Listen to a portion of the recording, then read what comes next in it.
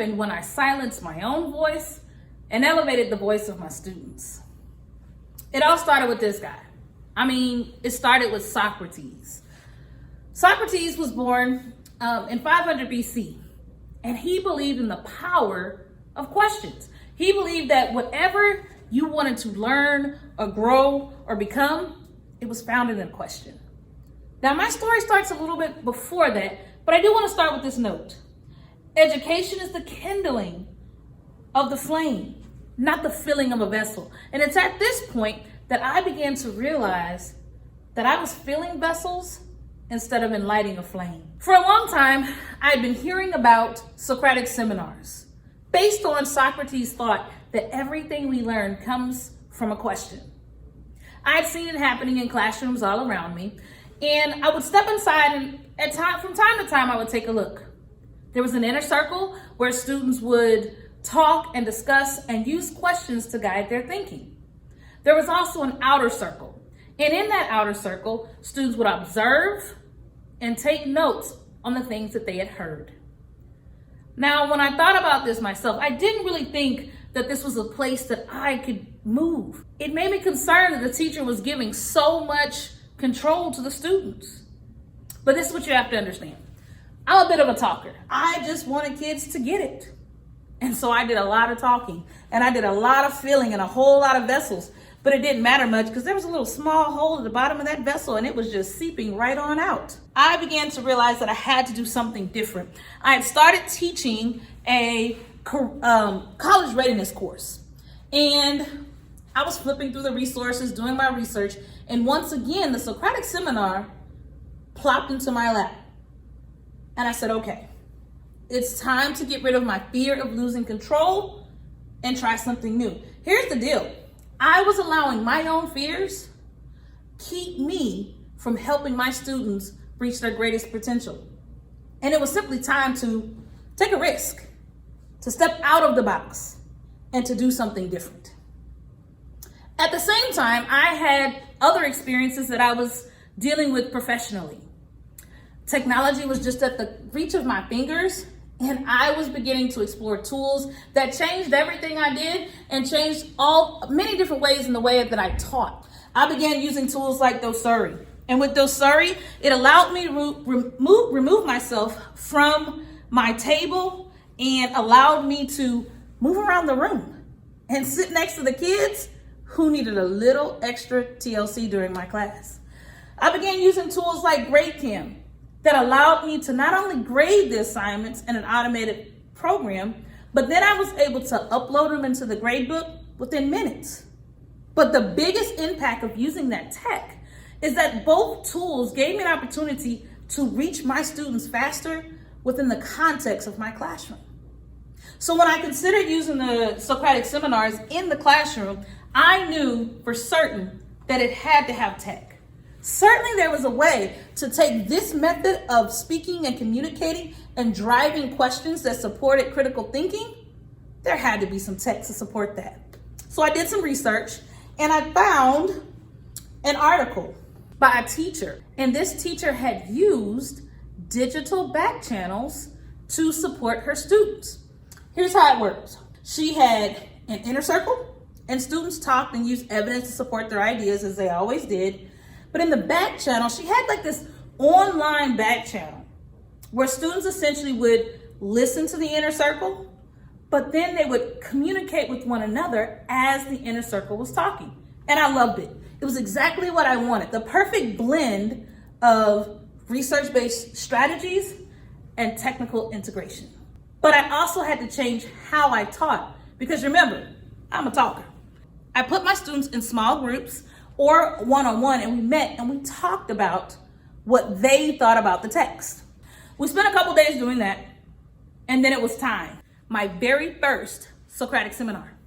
I was still a little nervous, but I had swallowed the fear and decided that creating an environment where my students led the dialogue was more important than any fear I might have. I decided that I really wanted to focus on my students and their speech. I didn't worry much with the online back channel.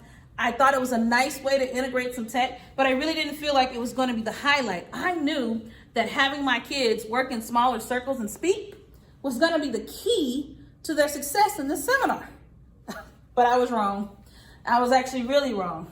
I set out my structure. My inner circle only used the annotated text. And my outer circle, well, they had an online chat room that they participated in.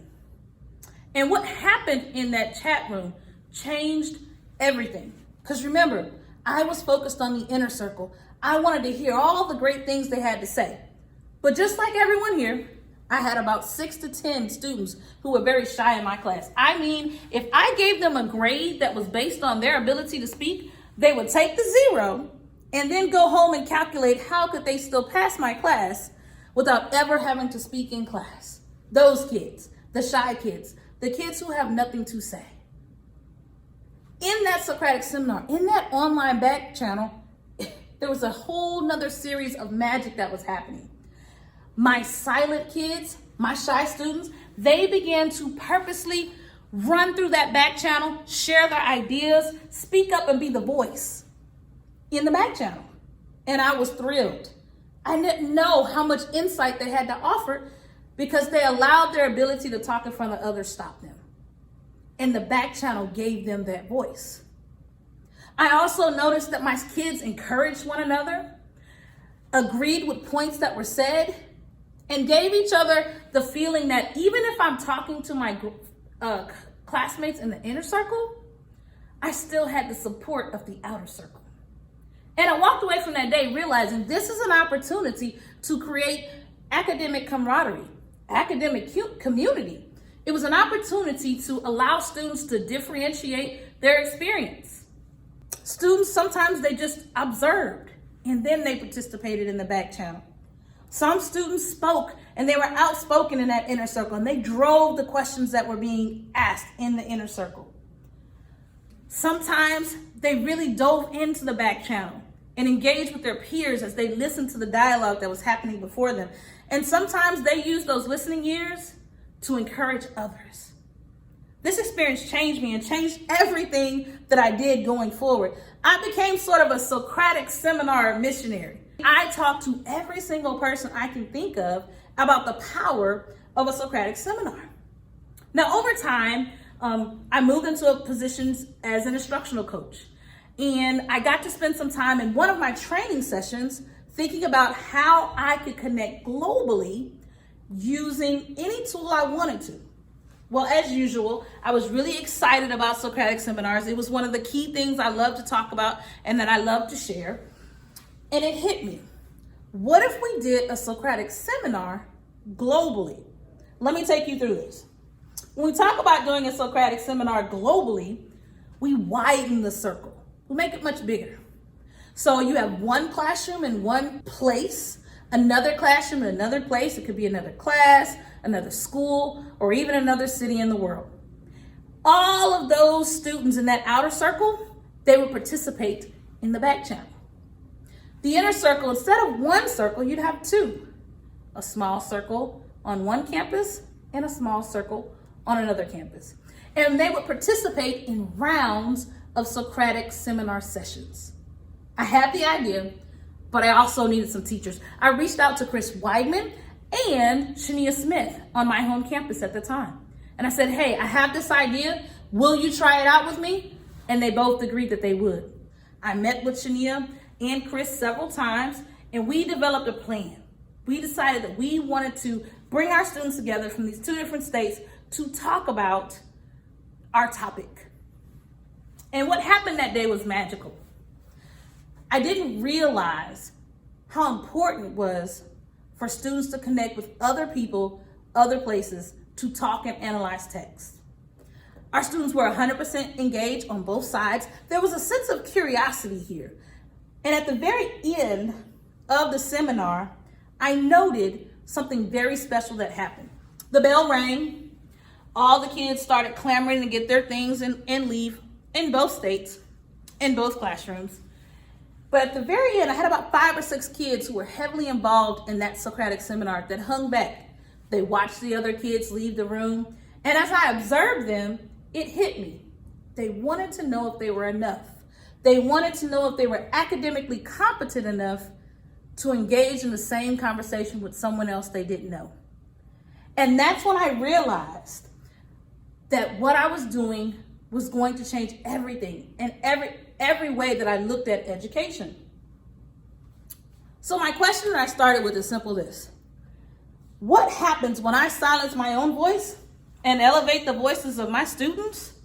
Well, the first thing that happened is that I realized that connecting globally has its place in authentic learning. It gives our students the opportunity to have a real experience, very simple language. Hey guys, we're gonna create some questions. You're gonna talk to some peers, and you're gonna talk to other folks in other places and share what you think. Very simple task. But the benefits of that task are far-reaching. I also realized the power of voice. You see, when we build these online back channels, we give our students the opportunity to craft not only their face-to-face voice, but their digital voice as well. Check this out.